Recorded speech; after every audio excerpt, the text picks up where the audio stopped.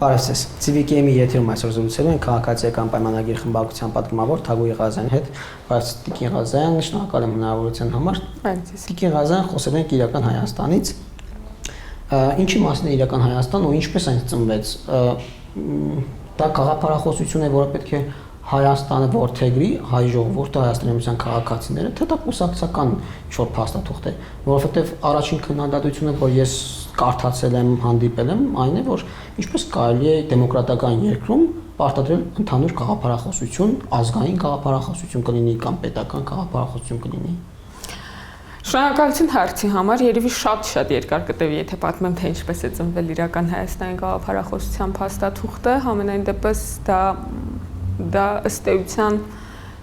դրա շուրջ քննարկումները գուցե ոչ ձևակերպված սկսել են 2022 թվականի սեպտեմբերի 13-14-ի իրադարձություններից հետո հայտնի պատճառներով նաև Հայաստանի տարածքային ամբողջականության նկատմամբ ոտնձգությունների եւ Լեռնային Ղարաբաղի հետ կապված խնդիրների բերումով այդ քննարկումները սկսվել են խմորվել եւ Այսինքն երբ հասկացանք, որ մենք մենակ ենք ու մենք մեր գլխի ճարը պետք է տեսնենք ու դա կարող ենք անել միայն եթե տեղավորվենք միջազգային ճանաչված սահմանների ներսում իրավական ինչ-որ բաների մեջ։ Այո, եթե նկատել եք իրական Հայաստանին, գոնե հրապարակային ուրեմն խոսույթում հակադրվող եզրույթը պատմական Հայաստանն է, եւ եթե շատ այսպես կոպտացնեմ այս խոսակցությունը, իրական Հայաստան եւ պատմական Հայաստանի տարբերությունն այն է, որ պատմական Հայաստանը առաջնորդվում է պատմական արդարության կատեգորիայով, իրական Հայաստանը առաջնորդվում է միջազգային իրավունքի կատեգորիայով։ Ես կարող եմ ասել, որ այն բեկումն է այն կետը, երբ մենք դադարեցրել ենք պատմական արդարություն որոնել եւ սկսել ենք ապավինել միջազգային իրավունքին, եղել է 22 թվականի սեպտեմբերի 13-ը, որովհետեւ մինչեւ այդ թերևս իներցիայով, թերևս ինստիտուտների իներցիայով, թերևս մեր ուրեմն դաստիարակության կրթության բերումով մենք շարունակում էինք պատմական արդարություն որոնել, հուսալով թե դա միտեղ կգտնենք, բայց ցավոք սրտի աշխարհը միջազգային հարաբերությունները պատմական արդարության մասին չեն, միջազգային հարաբերությունները միջազգային իրավունքի մասին են եւ թերևս այստեղից է սկսվում այդ խոսակցությունը նախորդ տարի էր դա թերևս վստահ չեմ, եթե հիշում եք այդ քննարկումների շարքում նաև հրապարակային լուրեր տարածվեցին, թե իբր մենք պատրաստում ենք արտահերտ ընտրությունների դրա համար այդ քննարկումները ինտենսիվացել են, մինչդեռ իրականում մենք քննարկում էինք այն թեզերը, որը ըստ էության հետո կդառնային իրական Հայաստանի գաղափարախոսություն, չունենալով այդ սխեման, հա, եւ վերջապես դա բյուրեղացավ այն գաղափարախոսության շրջանակում, որ վարչապետը հրապարակեց ուղիղ եթերում եւ իր էջում, բայց նաեւ ձեր հարցի երկրորդ մասին անդրադառնալով պետք է ասեմ, որ սա գաղափարախոսություն չէ, որը պարտադրվում է քաղաքացիներին, սա գաղափարախոսություն է, որը այս պահին իշխող կուսակցությունը, իշխող քաղաքական թիմը, եթե կարելի է ասել, ամբողջությամբ առաջարկում է քննարկման առարկա դարձնել քաղաքացիներին եւ ըստ այդմ առաջիկա ընտրություններում նաեւ որոշում կայացնել հօգուտ կամ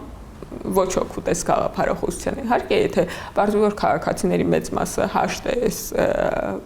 առաջարկված դրույթների հետ, դա կդառնա մեր քաղաքական ուղեգիծը իշխանության ժամանակ։ Առաջացնելով հաշտ է ձեր տպավորությամբ։ Իմ տպավորությամբ հաշտ է, բայց դրա հետ կապված ոնց որ կարելի է առանձին խոսակցություն ունենալ։ Եվ այդ իմաստով ձեր առաջին քննադատությանն եմ ուզում վերադառնալ, որ գաղափարների բազմազանությունը ժողովրդավարական հասարակության հիմքն է։ Այո, ես համաձայն եմ դրա հետ, ես հույս ունեմ, որ հնարավորինս բազմազան առաջարկներ կհնչեն 2026 թվականի ընտրություններին ընդառաջ, կլինեն տարբեր կուսակցություններ, կլինեն տարբեր առաջարկներ, կլինեն տարբեր ուրեմն բանավեճեր, դիսկուրսներ Հայաստանի մասին, Հայաստանի ապագայի մասին, Հայաստանի արտաքին քաղաքականության վերաբերյալ, ես կարծում եմ, որ դա շատ հստակ ընդգծված քաղաքական օրակարգ կլինի Հայաստանի ներքին կյանքի կազմակերպման վերաբերյալ եւ ի վերջո այդ գաղափարախոսությունների բանավեճի արդյունքում քաղաքացիները ընտրություն կկատարեն։ Ես լիահույս եմ, որ այդպես կլինի եւ մենք արդեն ըստ այդմ մեր քաղաքական թիմով կներկայանանք այս հրապարակված փաստաթղթի վերամշակված տարբերակով։ Մի քննադատություն եւս ձեր խոսքից հիշեցի, որ ինչու է հակադրում իրական Հայաստանը պատմական Հայաստանին, դրանք հակադրելի չեն։ Հասկանալի է ձեր հարցի կոնտեքստը, սակայն այստեղ ոչ թե հակադրությունների մասին է իրական Հայաստանի ու պատմական Հայաստանի, այլ ընդգծելու մասին, թե ինչ նկատի ունենք, երբ որ խոսում ենք միջազգային իրավունքի լեգիտիմության, ճանաչված տարածքային սահմանների մասին, այսինքն մենք առաջարկում ենք քաղաքացիներին պատմական կատեգորիաներով քաղաքականություն չանել, իսկ միջազգային քաղաքականություն առավել եւս իրար ստարանջատել քաղաքական կատեգորիաների եւ պատմական կատեգորիաների։ Իհարկե պատմական Հայաստանը նույնպես այսպես ասած իրական Հայաստանի մաս է, սա դեռ հարցի մյուս կողմն է, որովհետեւ բացի պատմական Հայաստանից մենք դեռևս պետք է նաեւ մի հատ բացի իրական Հայաստանից պետք է մի հատ էլ իրական պատմական Հայաստան ունենանք, որովհետեւ պատմությունը այնուամենայնիվ որոշակի կերպով որոշակի հանգամանքների բերումով, որոշակի կոնտեքստների բերումով նկատի ունեմ առնվազն հանրակրթական պատմությունը կարկատվել եւ հարմարեցվել է ինչ-որ իրողությունների։ Ես հույս ունեմ, որ այս իմաստով Հայաստանի գիտնականները, պատմաբանները ավելի շատ ջանք կներդնեն, որովհետեւ ցավոք սրտի մենք երկար եւ տևական ժամանակ չենք ունեցել Հայաստանի ներսում ստեղծվող պատմություն, մենք ունեցել ենք դրսում մեզ համար գրված պատմություններ, այսինքն հայոց պատմություն դրսում գրված եւ հիմա վերջապես մենք արդեն 2 տարի այդ խոսակցությունները կան, մենք մեր առաջի քայլերն ենք անում մեր սեփական պատմությունը, մեր սեփական պատումը, մեր սեփական աչքերով տեսնելու եւ պատմելու, իհարկե երբեմն որոշ վրիպումներով ու սայթաքումներով, բայց պետք է նկատի ունենալ, որ սա մեր ոնց որ առաջին փորձն է ինքնուրույն մեր պատմությունը ձևակերպելու։ Տիկին Ղազարյան, քաղաքականությունը փոխում էր եղել է պատմական Հայաստանի հիմքով, օրինակ տեսեք ինչ նկատում եմ։ Մենք ասում ենք, որ այո, պետք է մենք արդեն հիմնվենք իրական Հայաստանի վրա մեր քաղաքականությունը, արտաքին քաղաքականություն մշակելիս, իրագործելիս։ Արդյոք այդպես չի եղել։ Ինչքան էլ որ ժողովրդին պատմել են, որ գիտեք, այո, մեր պատմական հայրենիքը, մեր հողերը, մեր իրավունքը, մեր հայոց հարցը, հայկական հարցը եւ այլն, բայց արդյոք քաղաքականությունը հենց այդպես է դրա հիմքով է եղել, թե մենք գնացել լավել իրական հողի վրա քաղաքականություն ենք վարել։ Օրինակ Սերժ Սարգսյանի ժամանակ կային Թուրքիայի հետ հարաբերությունների լավացման, փորձեր ֆուտբոլային դիվանագիտությունների ժամանակ անգամ գերբն էին հանում Հայաստանի ֆուտբոլի հավաքականի վրայից, ծիծեռնակապետի լույսերին էին անջատում, չգիտեմ Գյուրին էին հրավիրում, ֆուտբոլ էին դիտում, կամ Ղարաբաղի հարցում գնում էին բանակցելու, թե 7 շրջանները ինչ պայմաններով են վերադարձնելու։ Նկատի ունեմ ինչքան էլ որ խոսույթը այլ է եղել, հող հանձնողին հանձնենք հողին է եղել, բայց քաղաքականությունը արդյոք այդպիսին է եղել։ Դուք կարծում եք, որ խոսույթը քիչ բան արժե, հա, այս պատմության մեջ։ Ես կարծում եմ, որ քաղաքականությունը եղել է իրրացիոնալ։ Ես չեմ համարում, որ ռացիոնալ է եղել, տեղ-տեղ ռացիոնալ, ուրեմն լուսարձակումներով, բայց այնուամենայնիվ իրրացիոնալ քաղաքականությունը հիմնված է եղել, ուրեմն Հայաստանի արտաքին քաղաքականությունը չի սպասարկել Հայաստանի շահերը, որքան էլ դա ցավալի է նշել, Հայաստանի արտաքին քաղաքականությունը սպասարկել է Լեռնային Ղարաբաղի եւ ցեղասպանության հարցը, սրանք դարձնելով քաղաքական թիվ 1 օրակարգերը Հայաստանի Հանրապետության համար, սրա տակ ներդնելով իր ամբողջ դիվանագիտական ռեսուրսը, մարդկային ռեսուրսը, ֆինանսական ռեսուրսը, ենթակառուցվածքային ռեսուրսը, ես նկատի ունեմ հայ ժողովրդին, հայ ժողովուրդը, Հայաստանի ժողովուրդը, նույնիսկ աշխարհասփյուր ժողովուրդը գուցե ինչ-որ իմաստով իր ամբողջ ուրեմն մարդկային պոտենցիալը ծառայեցրել է այս երկու խնդիրներին եւ բաց է թողել Հայաստանի Հանրապետության իրական խնդիրները, իրական խնդիրների իրական լուծումները եւ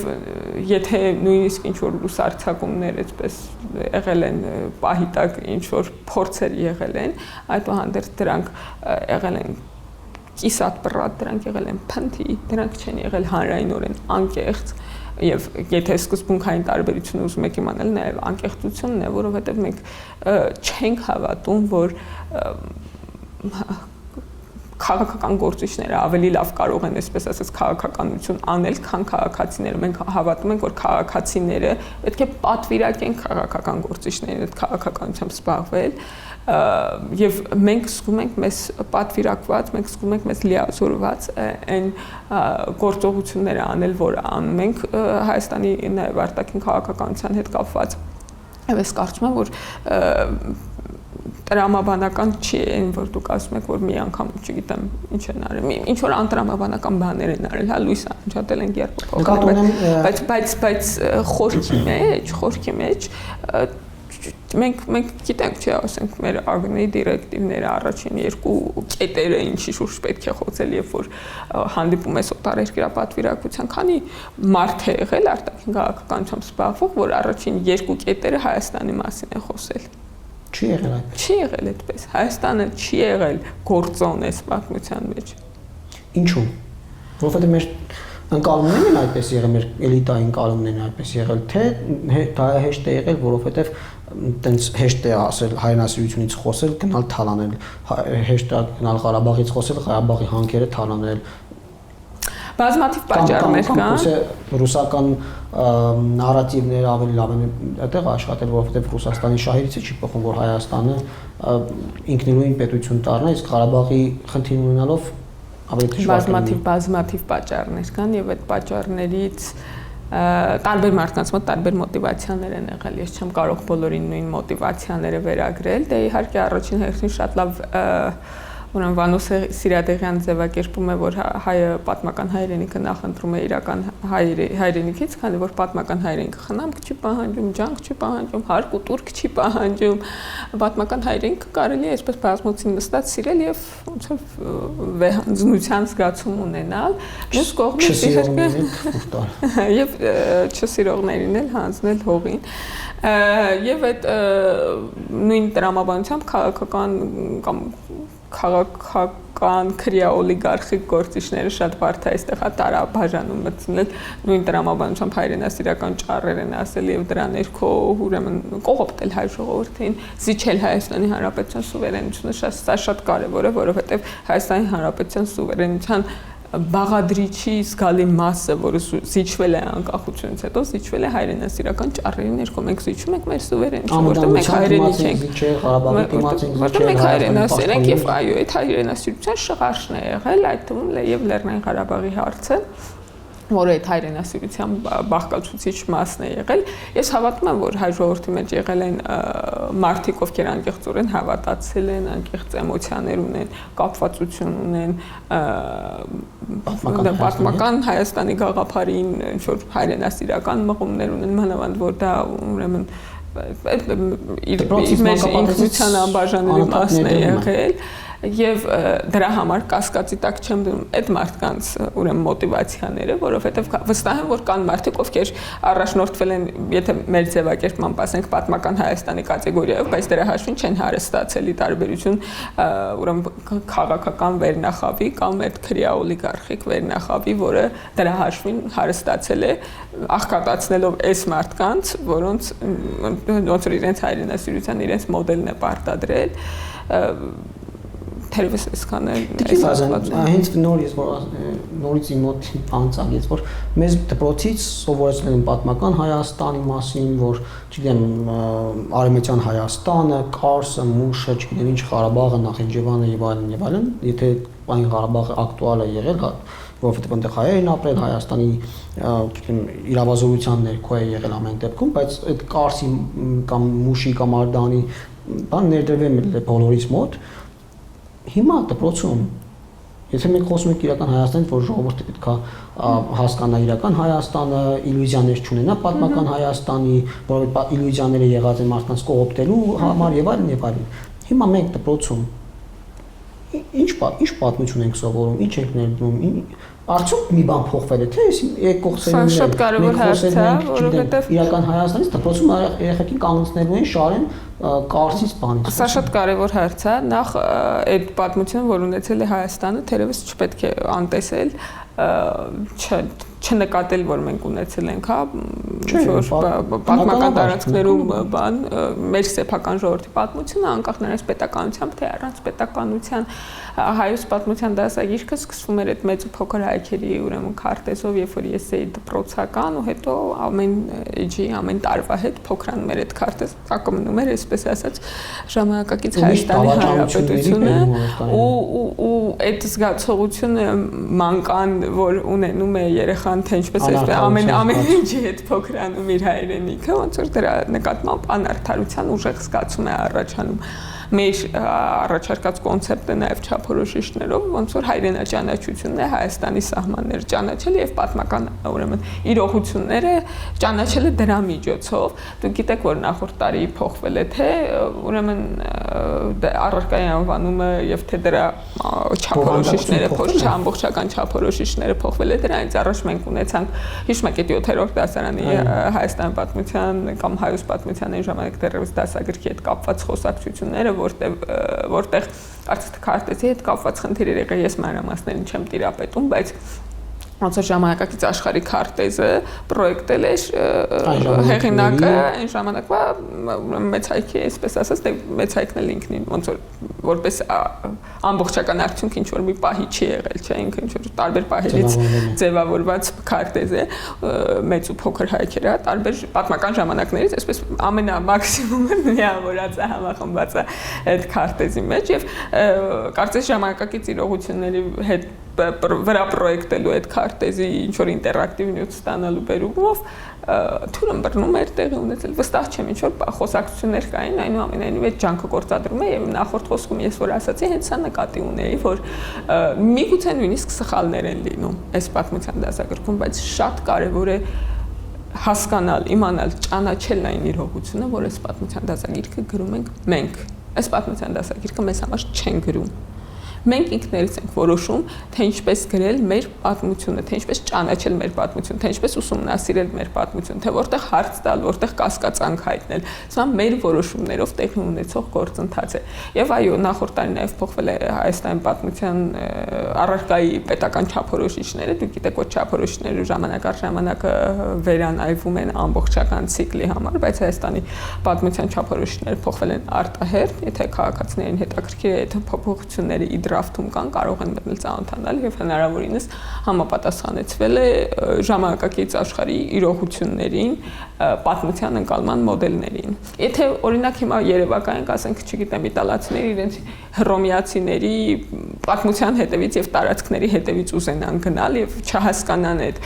տարբերությունը որ իրենք ժամանակակից Իտալիայի քաղաքացիները տարբեր են հռոմեացիներից ու ոչ ոք չի հրաժարվում հռոմեա պատմությունի ժառանգությունից բայց իրենց պատմական ժառանգությունից չեն հրաժարվում, բայց որ իրենք ոնց որ իրենց ազգային պետության սահմաններ ունեն, սահմանափակված եւ ոչ թե հռոմեական կայսրությամբ, ոնց որ այդ մարդիկ անհարմարավետության զգացողություն չունեն։ Այդ մարդիկ անհարմար չեն զգում իտալացի լինելու համար, որ այլևս հռոմեացի չեն եւ իտալացի են, ասենք հռոմեական կայսրության պատմական ժառանգության մի զգալի մասը իրենց տարածքում է գտնվում, իրենք կարողանում են այդ պատմությունը տարանջատել իրենց ներկա իրողություններից եւ այդպես աշխարհի բոլոր ազգերի համար իրենց հայրենիքը անարդար է Եթե օրինակ Օսմանյան կայսրության ժառանգներին նայենք, իրանք չեն մտածում, որ ասենք Օսմանյան կայսրությունից ինչ Թուրքիա տակ մնաց է մի բուջուր չէ Օսմանյան կայսրությունը, բայց ռուսական կայսրության ժառանգներին նայենք, պարսկական կայսրության ժառանգներին նայենք, մոնղոլական կայսրության ժառանգներին նայենք, սկանդինավներից մինչև Կորեա իրաց կայսրության տարածքներն են եղել։ Չկա այդպիսի մի երկիր, ով կհամարի, որ իր բանը տարածքները պատմականորեն արդար են, իր ազգային պետության սահմանները պատմականորեն արդար են, բայց մարդիկ ժամանակի ընթացքում դրա հետ հարաբերվելու ձևեր ու մոդելներ են գտել։ Նրանք ովքեր չեն գտել, նրանք օրինակ եւ անհանգիստ են, անհանդարտ են իրենց ինքնության, էության, իրենց ազգային պետության հետ, իրենք օրինակ կարող են Հայաստանի տարածքի որոշ սահմաններ անվանել, որոշ հատվածներ անվանել Արևմտյան Ադրբեջան, որովհետեւ նրանք այս ժամանակակից աշխարհի իրողությունների մեջ չեն համակերպվում։ Տիկին Ղազարյան, այսինքն իրական Հայաստանը համակերպվելու մասին է, համակերպվենք Արցախի կորստի հետ, Նախիջևանի կորստի հետ, չգիտեմ, Կարսի, Արևմտյան Հայաստանի դա է առաջարկվում իրական Հայաստանը։ Իրական Հայաստանը այս քննադատությունը նորից այդ ամենասուրն է, որ սա Արցախից հրաժարվելու համար է արվում հիմնականում։ Իրական Հայաստանի գաղափարախոսությունը հանդարտվելու մասին է։ Սեփական հայրենիքում հայրենիք չորոնելու մասին է։ Հայաստանի Հանրապետությունը ցածկահարթակ չէ, որպեսզի այստեղից գնանք եւ մեր հայրենիքը գտնենք։ Հայաստանի Հանրապետությունը մեր հայրենիքն է։ Մեր միակ հայրենիքը, որտեղ մենք ունենք սուվերենություն։ Շատ քիչ երջանիկ ազգեր կան աշխարհում, համեմատաբար ազգերի թվի հետ պետականություն ունեցող ազգերը շատ քիչ են։ Շատ քիչ երջանիկ ազգեր կան, ովքեր ունեն իրենց սեփական պետությունը, չնայած պատմական անարդարություններին, պատմական աղետներին, որ իրենց հետ տեղի ունեցել, եւ ազգային ինքնությունը պահպանելու ավելի լավ միջոց մարդկությունը, քան ազգային պետությունն է, դեռևս չի հորինել։ Քո ազգային ինքնության պահպանման միակ մեխանիզմը սեփական ազգային պետություն ունենալն է։ Մեր տրամաբանության մեջ չէ, թույլ տվեք ասել, դաշնակցական տրամաբանության մեջ, այսինքն պատմական քաղաքական տրամաբանության մեջ մեզ պետք է որ ուրիշ պետություն լինի, որ մենք կարողանանք հայապահպանությամբ զբաղվել, թե չէ Հայաստան ոնց հայապահպանությամբ զբաղվել։ Ես հիշեցի եպիսկոպոս Աջապայանին, ասում էր, քանի մենք ենք զբաղվում ազգային ինքնության պահպանությամբ, հայկականության պահպանությամբ ամեն ինչ լավ էր, եկաք դուք նկատի ունի կուսակցությունների։ Եկաք դուք ու տեսեք Հայաստանից չի ասում, բայց այդ հայկական տարածքներից ինչքան է մնացել։ Այս միտքը պարոն Աջապահյանը բազմիցս հնչեցրել է, չնկատելով, որ այդ կրոնական համայնքներից ազգային պետության անցումները ոնց որ տեղի են ունեցել անխուսափելիորեն բոլոր ազգերի հետ, բոլոր ազգերը դանդաղորեն դարձել են քաղաքական, մեր քաղաքականն էլ իհարկե որոշակիորեն ապա քաղաքական է եղել։ Ես իհարկե չեմ ուրանա հայ առաքելական եկեղեցու ավանդը հայկականության, հայ ժողովրդի պահպանման, դարերով պահպանման մեջ եւ այդպիսի հզոր ինստիտուցիոնալ կառույց աշխարհում շատ քիչ կա, որ ունենա 1700 եւ ավելի տարվա ավանդույթ եւ իսկապես կարողացած լինի այդ ահռելի գործը անել կայսրությունների մեջ, հպատակությամբ, դաժան անմարդկային երբեմն հարաբերություններով, բայց պետք է հասկանալ, որ այս կայսրությունների, կայսր հպատակ հարաբերությունների աշխարհը մնացել է մի քանի դար առաջ տեղի ունեցել ազգային պետությունների ծնունդը եւ այդ ժամանակվա ընթացքում նաեւ Հայաստանի հայ ժողովուրդը ստեղծել է իր ազգային պետություն, պայքարել է երկար ազգային պետություն ունենալու համար, լավ է պայքարել, վատ է պայքարել, սխալներ է արել, ճիշտ է արել, չգիտեմ, միտեղ հայաթափվել է, միտեղ չի հայաթափվել, այնուամենայնիվ վերջնարդյունքը ինչ մենք հիմա ունենք, սա Հայաստանի Հանրապետությունն է իր 20743 կիլոմետր քառակուսի սահմաններով, տարածքներով եւ այս երկրի յուրաքանչյուր սանտիմետր պետք է պահպանվի, սիրվի մեր կողմից, նաեւ յուրաքանչյուր մարդ այս պարագայում թույլ տվեք ասել, որովհետեւ սա ամենաիսկական ձևն է ազգային ինքնություն պահպանելու, ամենալավ միջոցն է, ավելի լավ միջոց չի եղել։ Ոչ մի կայսրություն մեր ազգային ինքնություն մեզնից լավ չի պահպանում։ Աջապայանի նշած այդ տարածքները Հայաստան չեն եղել։ Եվ հա, այդ եմ ասում, այդ տրամաբանությունը ինքը ոնց որ կարող է նորմալ է միջնադարի համար։ Այսինքն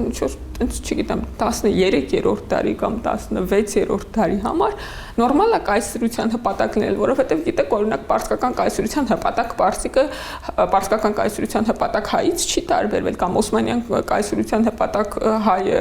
օսմանյան կայսրության հպատակ քրդից թուրքից ինչ որ առումներով եւ ինչ որ տեղերում չի տարբերվել, մինչեւ այդ որ խտրականության դոզան չի ուժեղացել։ Առավել եւս ռուսական կայսրության ներքո գտնվող այդ կովկասյան ժողովուրդները մեկը մեկից ընդհանրապես չեն տարբերվել, այդ թվում եւ ռուս ժողովուրդը։ Կայսրության տրամաբանության մեջ այդ հպատակությունը նորմալ է, այնտեղ ազգերը հիմնականում զբաղված են ազգապահպանությամբ, ինչ որ նկարագրում է պարոն Աջապահյան, բայց ազգային պետությունների դարաշրջանում մտածել այդ չպետության տրամաբանության մեջ ուղղակի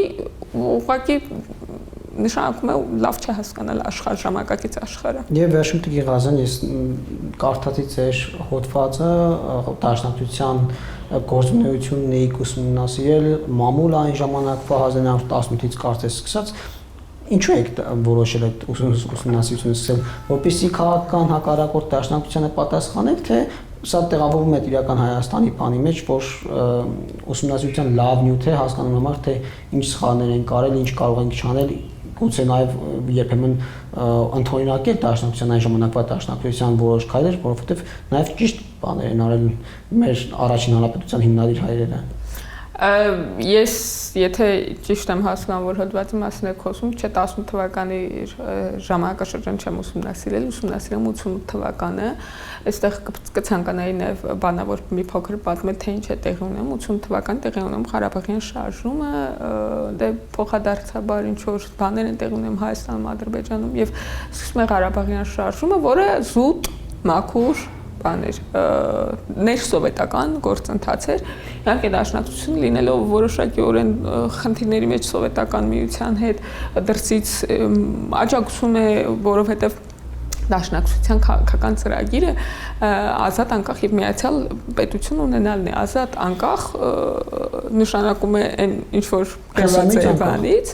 որևէ մեկից անկախ գրված է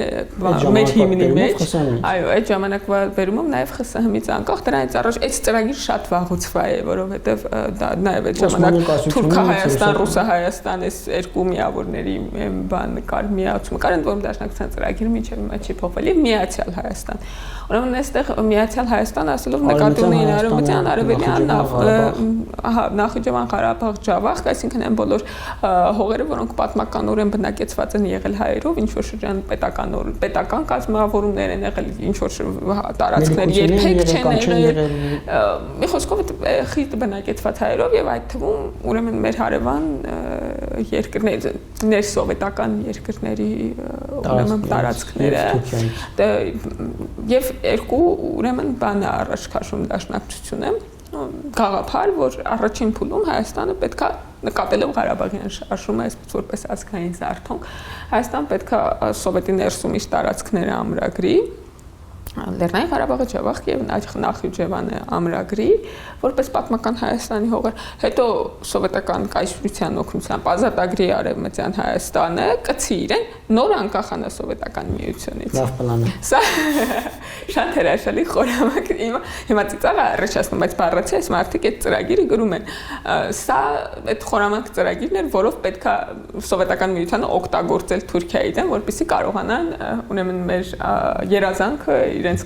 քաղաքական պլանը իրականացնել ազատ անկախ եւ միացյալ։ Եվ այս ժամանակ է որ երկրներում տարբեր երկրներում սկսվում են անկախության շարժումներ։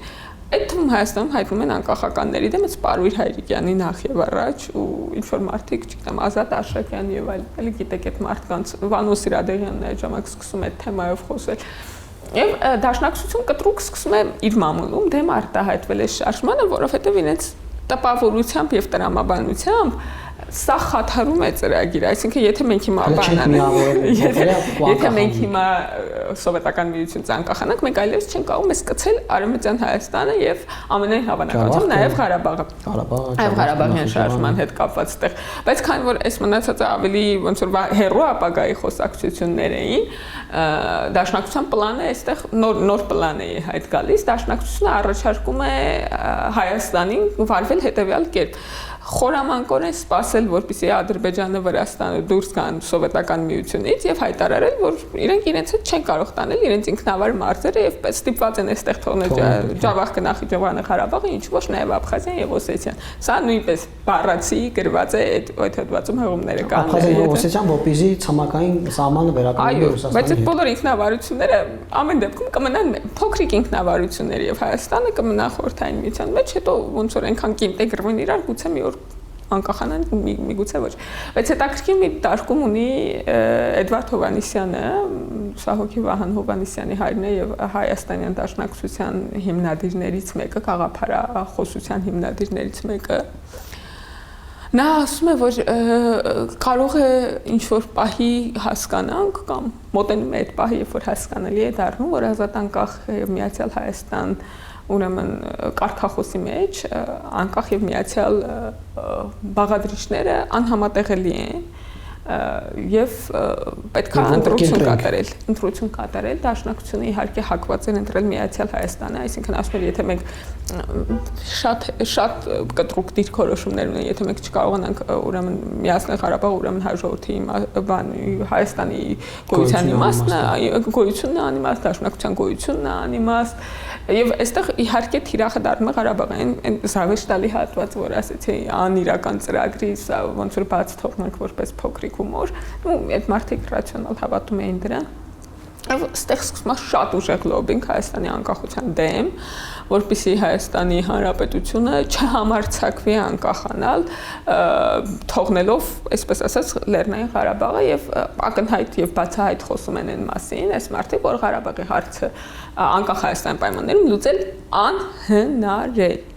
անհնար է եւ անհնար է լինելու, սա իրենց շատ կոշտ դիրքորոշումն է։ Այդպիսի դիրքորոշում ուներ նաև Վազգեն Մանուկյանը, որը կարծում էր, որ իրարամերժ են Հայաստանի Հանրապետության անկախության եւ Լեռնային Ղարաբաղի հարցի լուծումները եւ պետք է ընտրություն կատարել։ Վազգեն Մանուկյանը այդ ժամանակ 89 թվականի հոդված կա այդտեղ, որ մեջ են բերել, այդ ժամանակ ուներ դիրքորոշում, որ մենք այնուամենայնիվ պետք է ընտրենք անկախ Հայաստան, որովհետեւ դա շատ ավելի կարեւոր է, քան Միացյալ Հայաստանը, հա, այսպես ասած, կամ պատմական Հայաստանը կարելի է ժամանակակից արդեն բառապաշարով դրան անդրադառնալ եւ այս դիրքորոշումները հրապարակային իլուր իտես ամբողջ հայ ժողովրդի հայտնվել են, բանավիճվել են, որ Հայաստանի Հանրապետության անկախության հարցը եւ Հայաստանի Լեռնային Ղարաբաղի հարցը միմյանց հետ անհամատեղելի են եւ հայ ժողովուրդը պետք է ընտրություն կատարի, կամ ընտրում է անկախությունը, կամ ընտրում է Լեռնային Ղարաբաղը։ Դաշնակցությունը հիմա այսօր փոխել է այս դիրքորոշումը։ Իհարկե փոխել է, ժամանակի ընթացքում փոխել է, որովհետեւ Դաշնակցությունը, այդ թվում եւ Վազգեն Մանուկյան գիտեք, դա շատ հետաքրքիր է, Դաշնակցությունը հիմա անում է հետեւյալ հայտարարությունները եւ նախադասությունները Հայաստանի Հանրապետության անկախության իմաստը Լեռնային Ղարաբաղի հարցն է։ Հայաստանի Հանրապետությունը ստեղծվել է որպեսզի սպասարկի Լեռնային Ղարաբաղի խնդիրը։ Սա հայտարարությունները, որոնք արվում են ամենաբարձր հարթակներից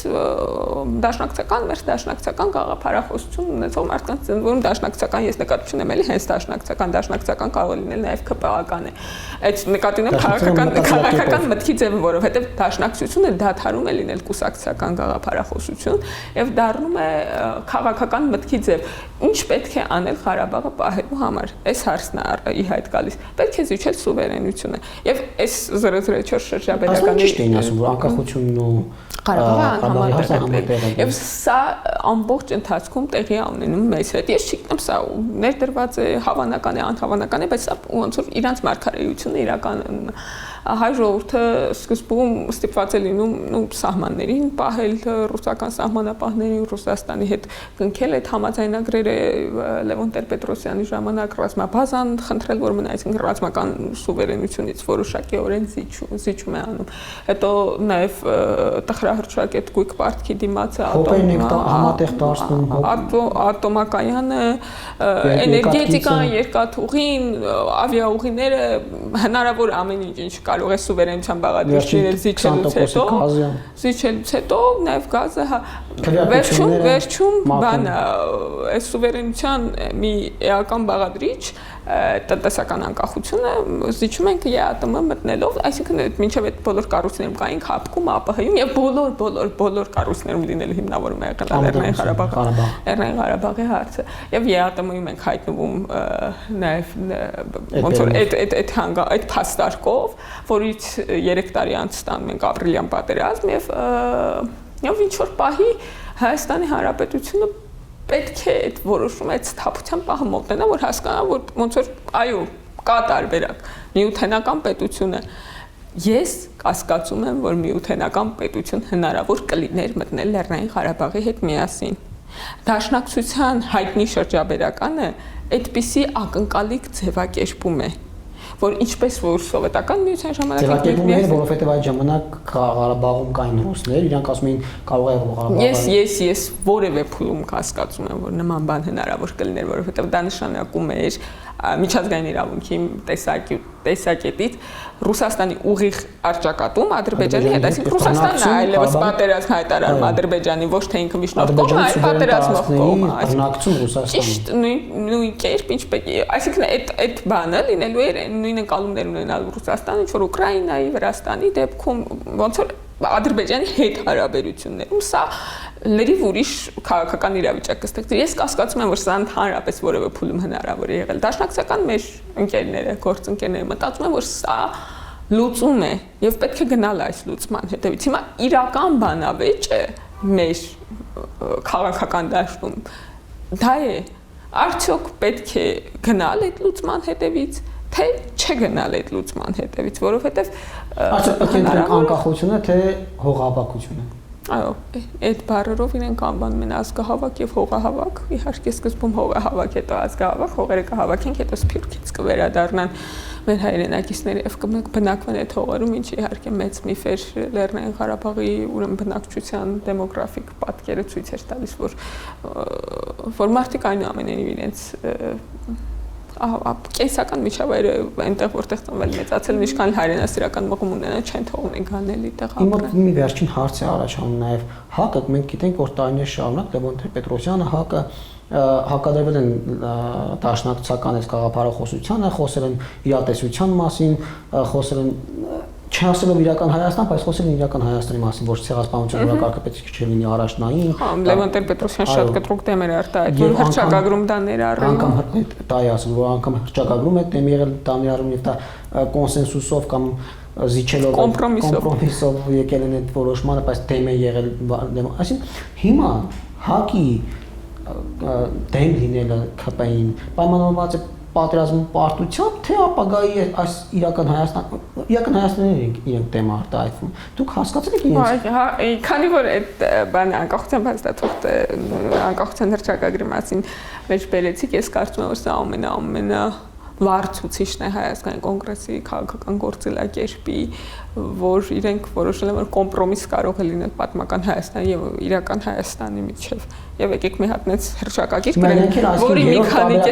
գաղափարապես երրորդ տարբերակն առաջադրում եկեք կոմպրոմիսի գնանք այս երկու։ Դե ոնց որ իրանց գրած իրանց մեծամասնությամբ, ՀՀՇ-ի մեծամասնությամբ նաեւ քվեարկված ընդունված իրենց արած կոմպրոմիսի արդյունքում ստեղծված անկախության հռչակագիրը, դեպ դրա մասին նույնպես կուզենամ խոսել, թերևս ոչ այս հաղորդման շրջանակում, կոմպրոմիսի մասին է պատմական եւ իրական Հայաստանը միմյանց միջև կարող են ունենալ կոմպրոմիս, պատմական արդարություն եւ միջազգային իրավունք եւ այլն, էլի, այս վերնշված բոլոր թվարկված բաները կարող են միմյանց հետ կոմպրոմիսի գնալ, բայց ես մի հատ բան եմ նկատել Հայազգային կոնգրեսի մոտ, այդ կդժվարանամ ես հիմա իրանց բոլոր այդ գլխի մեջ մտնել այդ մարդկանց եւ իրանց ուրեմն մտածածները դուրս բերել թերևս ինչ որ տրամաբանական հետեւողականություն պիտի որ լինի, եթե դες լավ փորձենք փորփրել ինչպես որ օրինակ դաշնակցության դեպքում անընդունելի, բայց տրամաբանական հետեւողականություն կա։ Ես նկատել եմ, որ իրանք այնուամենայնիվ այդ էմոցիոնալ ուժեղ կապվածությունը ունեն եւ փորձում են փոխանցել այդ իրողություններին, հա, մոտավորապես իրենց նախադասություն, եթե շատ սեղմ եմ մի բանի մեջ, կարճ նախադասության մեջ, իրանք ասում են հանձնենք մեր սուրբ հողերը, բայց ոնց որ սուրբը չես հանձնի սրբի համար, պետք է պայքարես, ոնց որ հանձնելը ու սուրբ հողերը իրար հետ այդ նախադասության մեջ չեն, այսինքն այդ էմոցիոնալ ուժեղ լարում կա քաղաքական մտքի երկկողմանի, ընդ որում ես ես վերջերս լսում եմ Հայազգային կոնգրեսի կամ ՀՀՇ-ի ներկայացուցիչներից մեկի ուրեմն բանավեճի ժամանակ իր տեքստը ասում է ձեր համար ինչ տարբերություն մենք հոգու խորքում ինչքան ենք տարապում այդ մտքից, երբ որ ասում ենք որ պետքա վերադառնել որպեսի հարցը լուծվի, կարևորը որ մենք ճիշտ էինք ասում, բայց որ մենք մեր ներսում տարապում ենք, դուք մեր տարապանքի հետ գործ չունեք, մոտավորապես այսպեսի նախադասություն է ասում, կարող եք այստեղ Հայազգային կոնգրեսի գործիչներից կանչել եւ հարցնել թե ինչպես է իրանց մտքում համատեղվում է դա ամենը, բայց այնուամենայնիվ պետք է նաեւ ընդունել, որ Հայաստանը հայ ժողովուրդը դες քաղաքականապես բան չունեցող, հարուստ մշակույթ չունեցող, հարուստ պատմություն չունեցող ազգ է եւ կարող են նաեւ այդպիսի կազուսներ լինել, ինչին պետք է դες ըմբռնումով եւ ներողամտաբար մոտենալ ինձ թվում է։ Շնորհակալ եմ Տիկին Ղազարյան։ Շնորհակալ։ CVK-ի եթերում զրուցեցինք քաղաքացիական պայմանագիր խմբակցության պատգամավոր Թագուհի Ղազարյանի հետ, ցտեսություն կհանդիպենք։ Չմոռանաք հավանել տեսանյութը եւ բաժանորդագրվել CVK-ի YouTube-յան էջին։